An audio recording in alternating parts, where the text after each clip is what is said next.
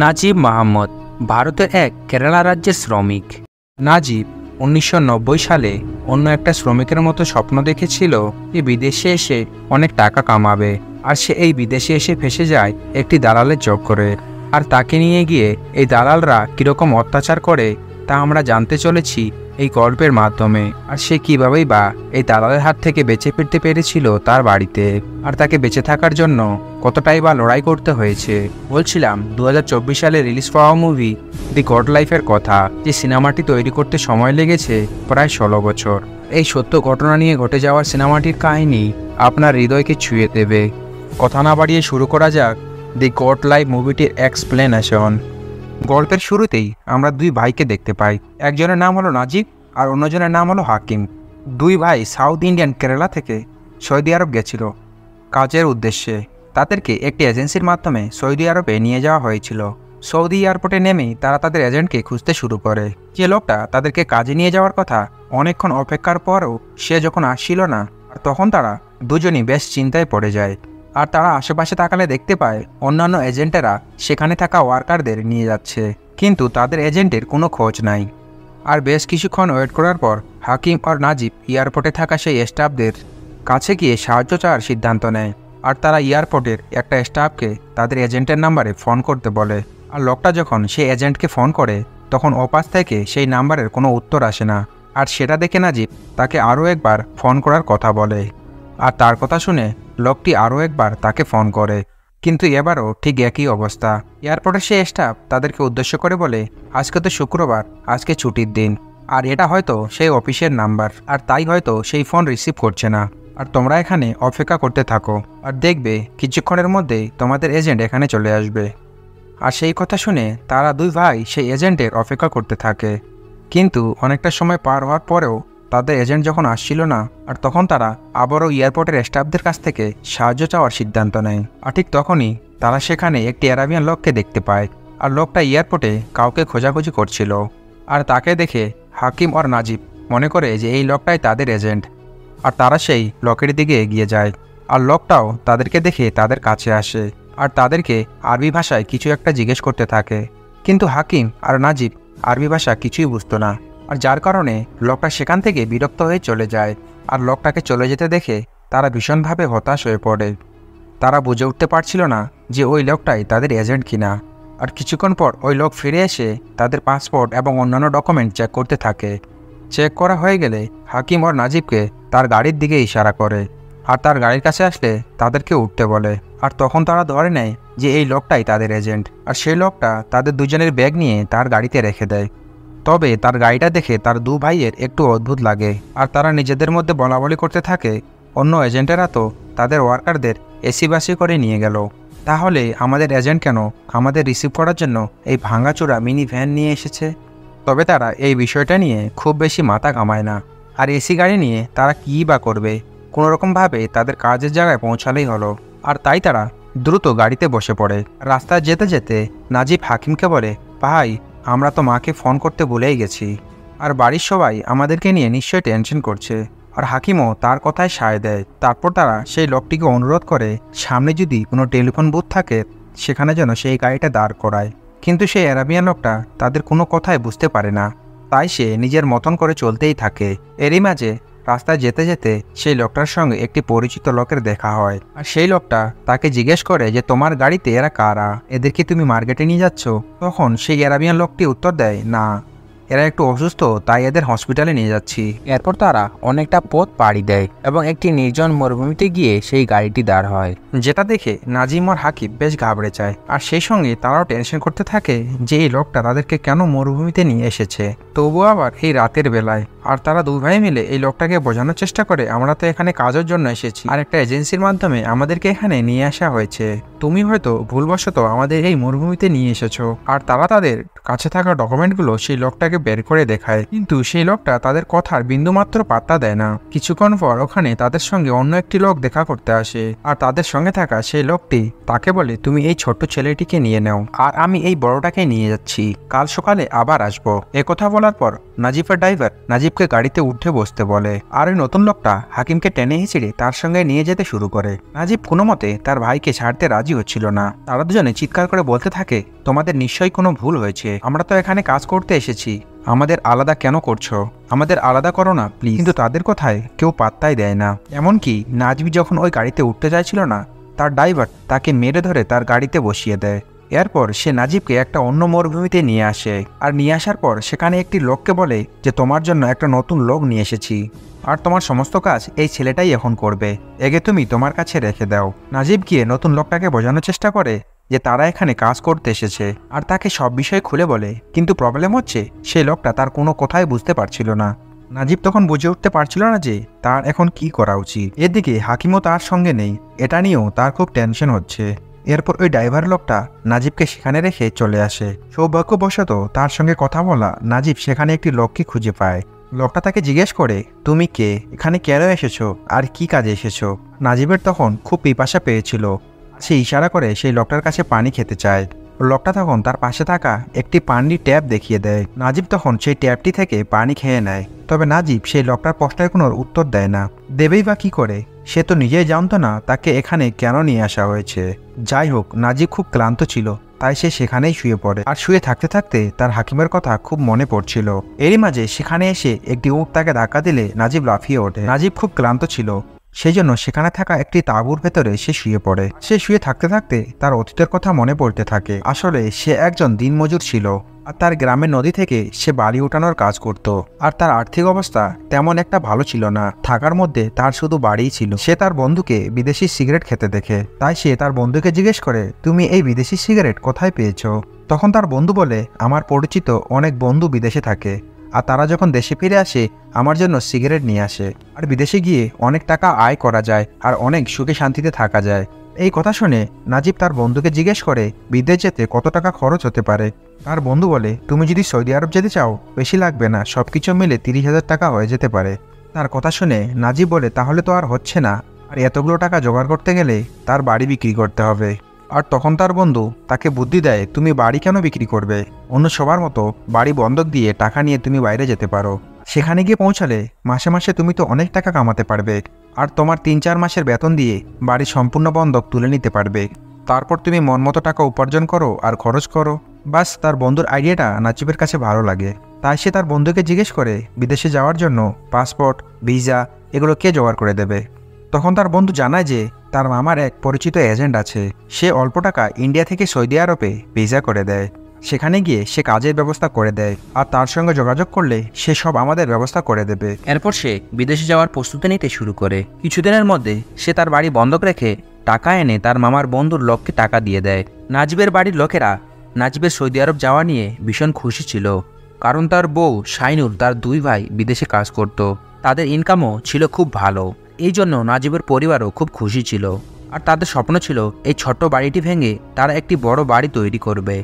এদিকে আরও একটি বিষয় যে নাজিবের বউ প্রেগনেন্ট ছিল, তাই বাচ্চার ভবিষ্যৎ নিয়ে সে খুব চিন্তিত ছিল।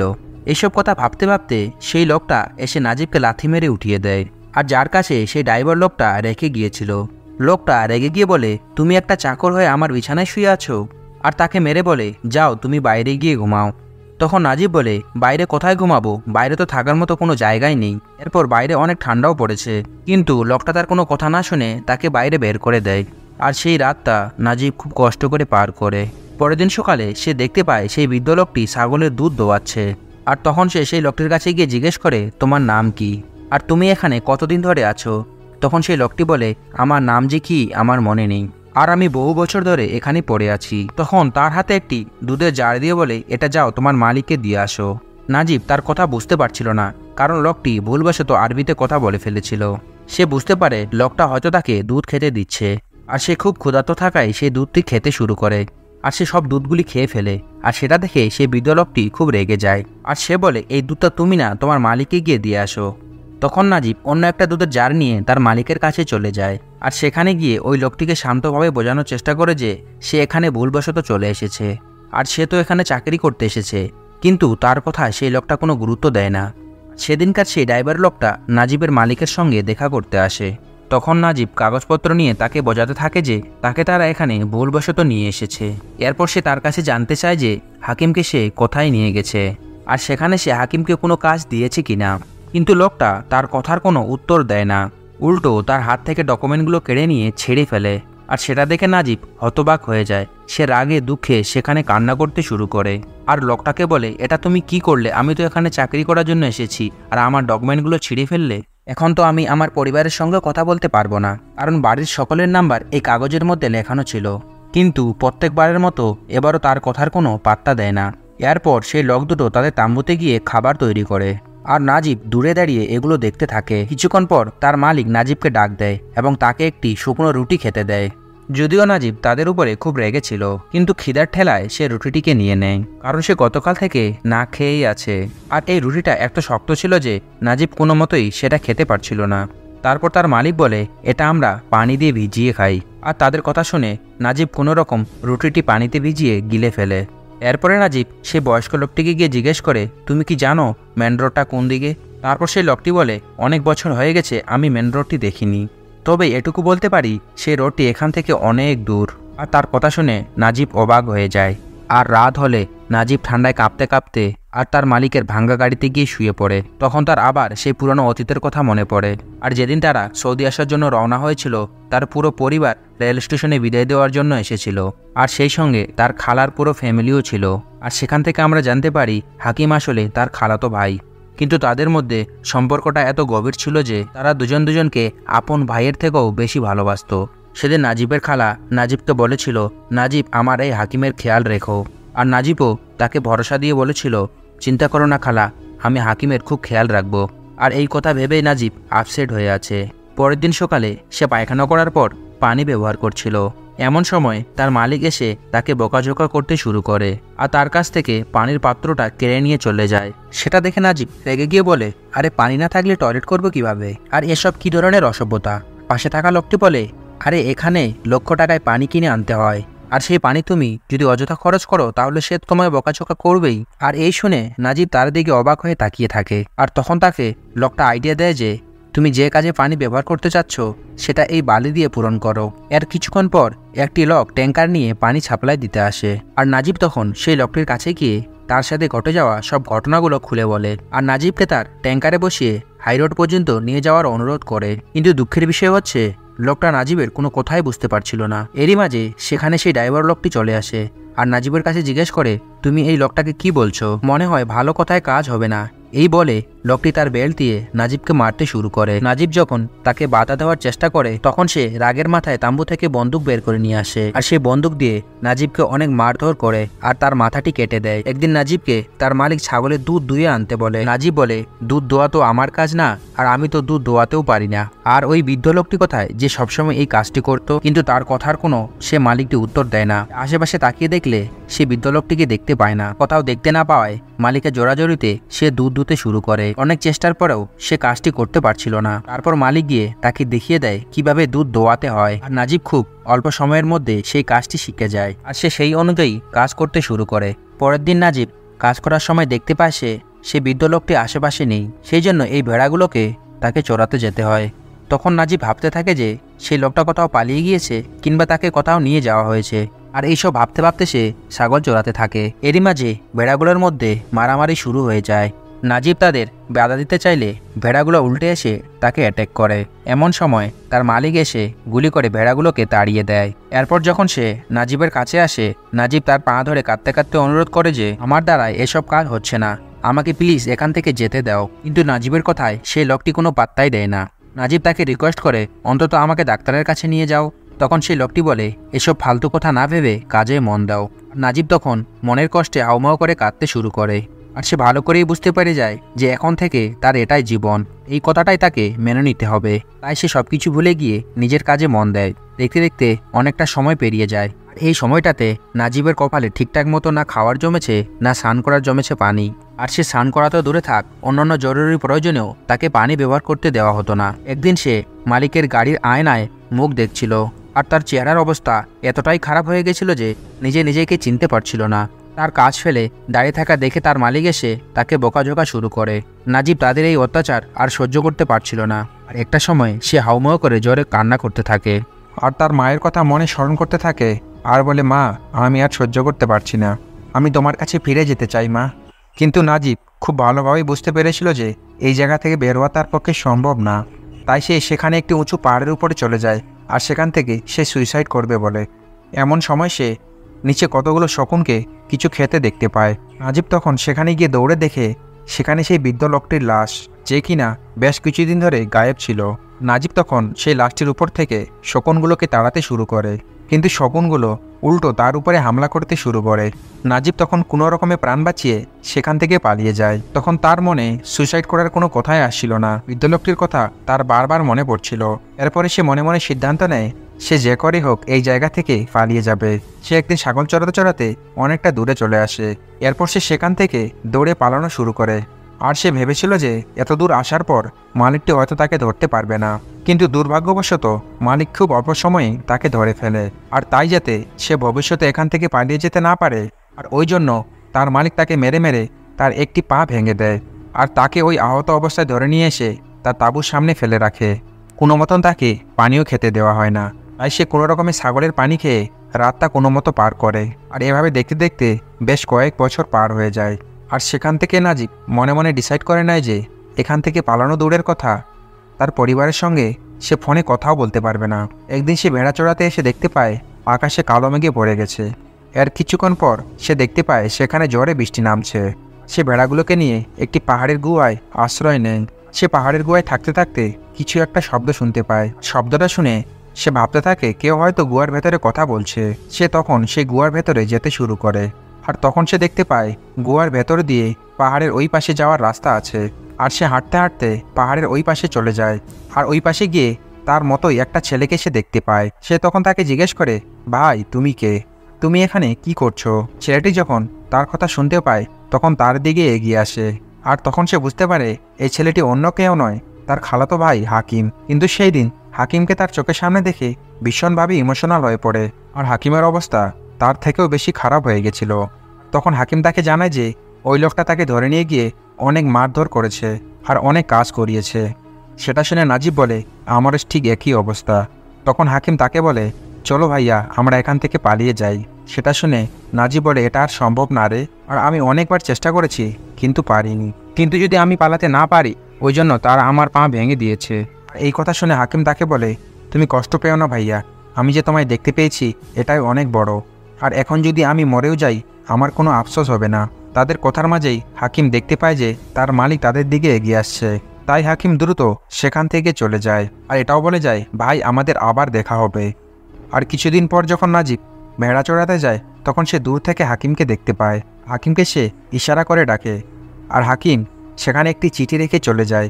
কিন্তু নাজিব সে খোঁড়াতে খোঁড়াতে সেই চিঠিটার দিকে এগিয়ে যায়। তখনই বাতাসে সে চিঠিটা উঠতে শুরু করে। কিন্তু নাজিব অনেক চেষ্টা করার পর সে চিঠিটি হাতে পেয়ে যায়।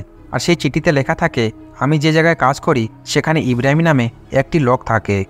আর এই ইব্রাহিম এখান থেকে বেরোনোর সব রাস্তা জানে, আর সে আমাদের এখান থেকে বেরোনোর রাস্তা বের করতে পারবে। আর এই চিঠিটি পড়ে নাজিব ভীষণ খুশি হয়। আর এর পরের দিন তারা তিনজনই একসঙ্গে দেখা করে। এরপর ইব্রাহিম তাদেরকে জানায় যে আমরা তিনজনই এখান থেকে পালাবো। কিছুদিন পর আমাদের মালিকের মেয়ের বিয়ে, আর তাই সেদিন সবাই এই অনুষ্ঠান নিয়ে ব্যস্ত থাকবে। আর সেই সুযোগে আমরা এখান থেকে পালিয়ে যাব। সেই প্ল্যান অনুযায়ী সেই দিন তাদের চলে আসে। হাকিম ওর নাজিবের মালিকেরা বড় শেঠের মেয়ের বিয়েতে গাড়ি নিয়ে চলে যায়। নাজিব তখন ট্যাঙ্কারে থাকা সেই পানির নল খুলে স্নান করতে থাকে। সে এত বছর পর সে পানির ছোঁয়া গায়ে লাগাতে পারে। এরপরে সে তার পুরনো জামা কাপড়গুলো পরে নেয়, যেগুলো সে আসার সময় পরে এসেছিল। আর সে জামা কাপড় পরতে গিয়ে দেখে সেই জামা কাপড়গুলো অনেক ঢিলা হয়ে গেছে। তাই নাজিব একটি দড়ি দিয়ে তার প্যান্টটিকে বেঁধে রাখে। এরপরে নাজিব তার ভেড়াগুলোর কাছে চলে যায়। তাদেরকে খাবার দিতে দিতে সে খুব ইমোশনাল হয়ে পড়ে, কারণ সে এতগুলো বছর তো সেই ভেড়াগুলোর সঙ্গেই কাটিয়েছে। তাই তাদের উপর তার অনেক মায়া তৈরি হয়ে গেছিল তার। যাই হোক, এরপর তারা তিনজন একসঙ্গে জোট বেঁধে সামনের দিকে এগোতে থাকে। অনেকটা রাস্তা হাঁটতে হাঁটতে তাদের রাত হয়ে যায়। সেখানে তারা একটি তাঁবু দেখতে পায়। আর এদিকে তাদের তিনজনেরই খুব পিপাসা পেয়েছিল।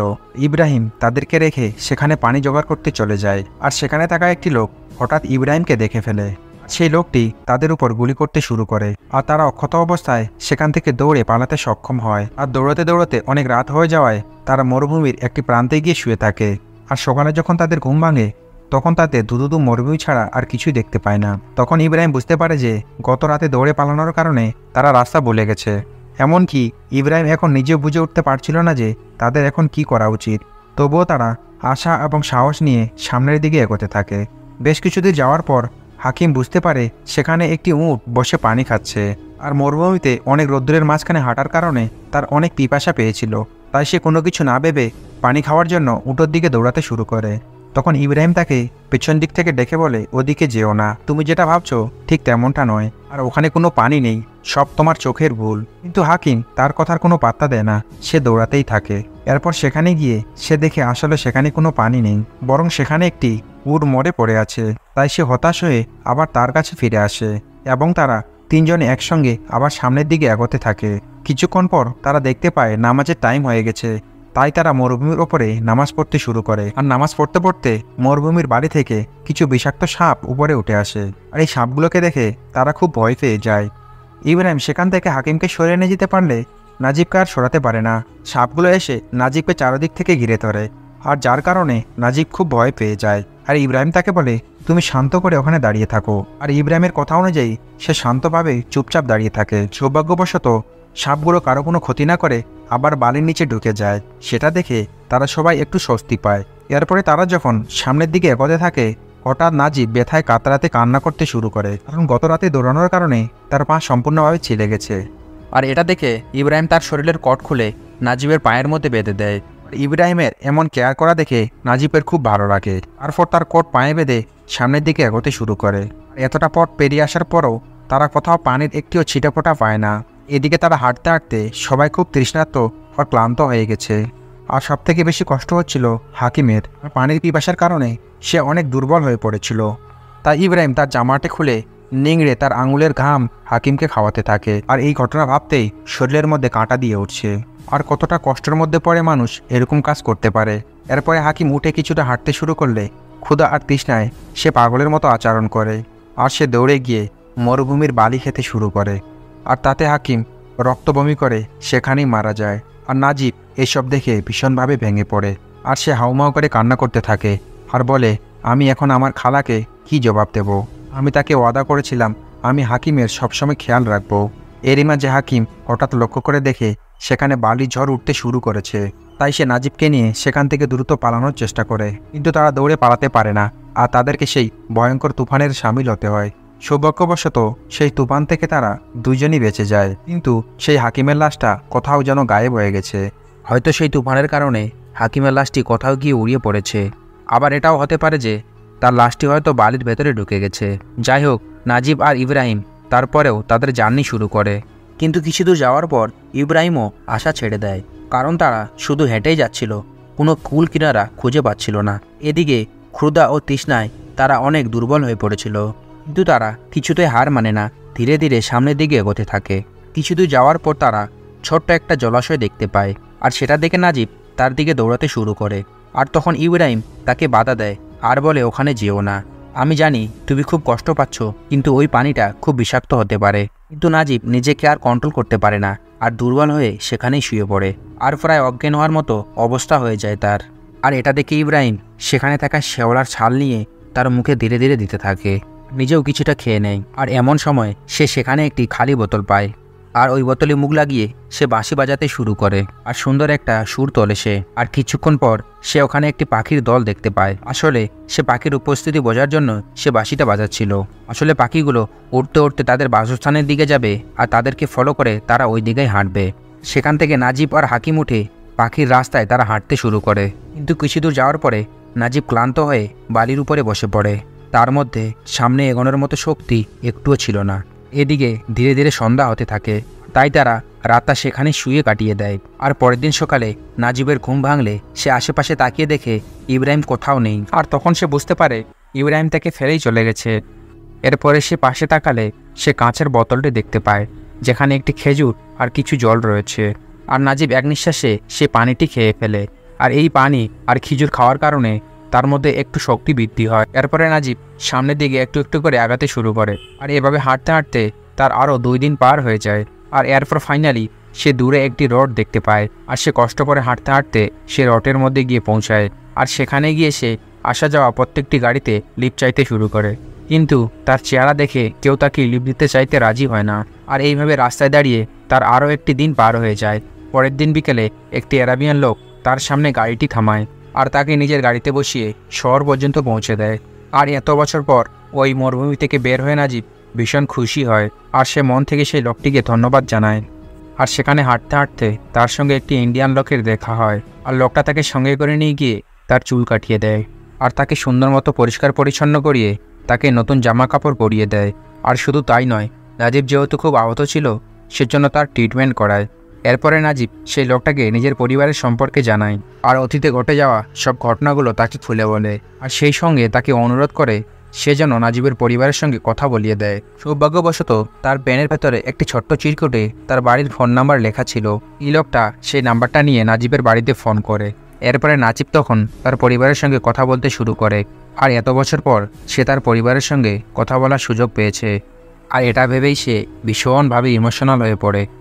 আর এতদিন পর তার বউয়ের সঙ্গে সে কথা বলে অনেক খুশি ছিল। এরপর সেই লোকটা নাজিবকে পুলিশের কাছে দিয়ে আসে, কারণ নাজিবের কাছে কোনো ডকুমেন্ট ছিল না। আর এই পুলিশের সাহায্য পেয়ে তাকে ইন্ডিয়া পাঠানোর ব্যবস্থা করবে। আর নাজিবের সঙ্গে ঘটে যাওয়া সে ঘটনাগুলো সব পুলিশকে খুলে বলে। এরই মাঝে নাজিব একটি পুলিশ স্টেশনের বোর্ডে ইব্রাহিমের ফটো দেখতে পায়, আর সেটা দেখে সে মনে মনে ভাবে ইব্রাহিম হয়তো মারা গেছে কিংবা নিখোঁজ হয়ে গেছে। পুলিশ স্টেশনে নাজিবের মতো অনেক মানুষের সঙ্গে সেখানে দেখা হয়, যারা চাকরির আশায় সৌদিতে গিয়ে স্ক্যামের শিকার হয়েছিল। আর পরের দিন তাদেরকে লাইনে দাঁড় করানো হয়, আর কিছু আরাবিয়ান লোক আসে তাদেরকে চেক করতে থাকে। মূলত তারা নাজিবদের মালিকের সঙ্গে থাকা সেই লোকগুলো ছিল। একে একে তারা পুলিশ স্টেশনে থাকা সেই মানুষগুলোকে আইডেন্টিফাই করে আর মারধর করে সেখান থেকে নিয়ে যায়। আর এইসব দেখে নাজিব খুব টেনশনে পড়ে যায়, আর তার মালিক যেন সেখানে চলে না আসে। আর কিছুক্ষণ পর সেই লোকটাও সেখানে এসে উপস্থিত হয়, আর যে নাজিবকে এয়ারপোর্ট থেকে তুলে নিয়ে গেছিল। আর তাকে দেখে নাজিব খুব ভয় পেয়ে যায়, আর ওই লোকটার কাছ থেকে সে লুকানোর চেষ্টা করে, কিন্তু সেই লোকটা তাকে চিনতে পেরে যায়। এরপরে সে নাজিবের কাছে এসে মাথা থেকে পা পর্যন্ত চেক করে বলে, আমি তো তোমার মালিক নই, আমি যদি তোমার মালিক হতাম তাহলে তোমাকে অন্যদের মতো টেনে হিঁচড়ে এখান থেকে নিয়ে যেতাম। আর এই কথাগুলো শুনে নাজিব অবাক হয়ে যায়। আসলে সেদিন সেই লোকটি তার কৃতদাসকে সেখানে দেখতে না পেয়ে হাকিম আর নাজিবকে ধোঁকা দিয়ে সেই মরুভূমিতে তুলে নিয়ে যায়। তার কাছে কোনো ডকুমেন্ট না থাকায় সে নাজিবকে এখান থেকে নিয়ে যেতে পারে না। মূলত অনেক আগে থেকেই সৌদিতে কৃতদাসের প্রচলন ছিল। সৌদির লোকেরা বাইরের দেশ থেকে চোরা দামের দাসদাসী কিনে নিয়ে আসতো, কিন্তু নাজিব আর হাকিম যে লোকটির পাল্লায় পড়েছিল সেই লোকটি ছিল ফ্রড, আর বেআইনিভাবে তাদেরকে ধরে নিয়ে গেছিল। সেদিন সে পুলিশের সামনে পুরো বিষয়টাকে সুন্দরভাবে এড়িয়ে যায়, আর এই কারণে পুলিশের কাছে সে মিথ্যা প্রমাণিত হয় যে নাজিব চাকরির কারণে সৌদিতে এসেছিল। আর সেখান থেকে একটি লোক তাকে ও তার ভাইকে কিডন্যাপ করে নিয়ে যায়। আর যাই হোক, নাজিবের মিথ্যা কথা বলার কারণে নাজিবের 3 মাসের জেল হয়ে যায়। আর সেখানে নাজিবের কোনো কিছু করার ছিল না, কারণ নাজিবের কাছে কোনো ডকুমেন্ট ছিল না। আর তাই সে সব কিছু চুপচাপ মেনে নেয়। 3 মাস জেল কাটানোর পর সৌদি সরকার তাকে ফাইনালি ইন্ডিয়াতে আসার ব্যবস্থা করে। আর এতদিন পর ইন্ডিয়াতে ফেরার কথা শুনে সে খুব খুশি হয়। আর এতদিন পর সে তার পুরো ফ্যামিলিকে দেখতে পাবে, এই কথা শুনে তার আনন্দে বুক ভরে যায়। আর ফ্লাইটে ওঠার সময় নাজিবের বউয়ের কথা তার ভীষণভাবে মনে পড়ে, আর সে মনে মনে ভাবতে থাকে বিদেশ থেকে ফেরার সময় তার মানুষেরা তার বউ বাচ্চার জন্য কত কিছুই না নিয়ে যায়। আর আমার কাছে আমার বউ বাচ্চাকে দেওয়ার মতো কোনো কিছুই নেই। আমার কাছে শুধু আছে আমার বাকি জীবনটা, আর আমার পরিবারের সঙ্গে আমার এই জীবনটা হাসি খুশিতে কেটে দিতে চাই। এইসব ভাবতে ভাবতে নাজিব খুবই ইমোশনাল হয়ে পড়ে। এরপর এখানেই এই গল্পটা শেষ হয়ে যায়। তো বন্ধুরা, এই গল্পটা নিয়ে আমি আপনাদের কি বলবো সেটা বুঝে উঠতে পারছি না। এই সিনেমাটা দেখতে গিয়ে আমার চোখ থেকে অজরে জল ঝরতে থাকে। আমি যেন নাজিব আর হাকিমের সে কষ্টটা ফিল করতে পারছিলাম। এটা যে শুধু নাজিব আর হাকিমের গল্প এরকম ব্যাপার না, সেই শত শত মানুষের গল্প যারা একটু ভালোভাবে জীবন কাটানোর আশায় বিদেশে কাজ করতে যায়, কিন্তু সেখানে গিয়ে তাদের জীবন এভাবে কষ্টে কাটে। আর এরকম করে অনেক মানুষেরই নাজিবের মতো জীবনের ঘটনা ঘটে, আর যার কারণে তাদের জীবন এভাবে বরবাদ হয়ে যায়। আমরা শুধু এটাই ভাবি যে বিদেশে গেলে শুধু টাকাই আর টাকা। যাই হোক বন্ধুরা, গল্পটি ভালো লেগে থাকলে ভিডিওটি লাইক করে কমেন্টে অবশ্যই জানাবেন। আবার দেখা হবে নতুন একটা সিনেমার গল্প নিয়ে।